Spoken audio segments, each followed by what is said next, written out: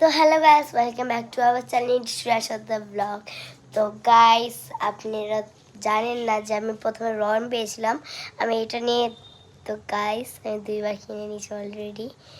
তো আজকে হলো কি, আজকে আমি বাজারে গেছিলাম, ওকে, মানে আমার বিয়ে বাড়ি আছে, আপনারা জানেন, অনেক খাবার কিনতে গেছে।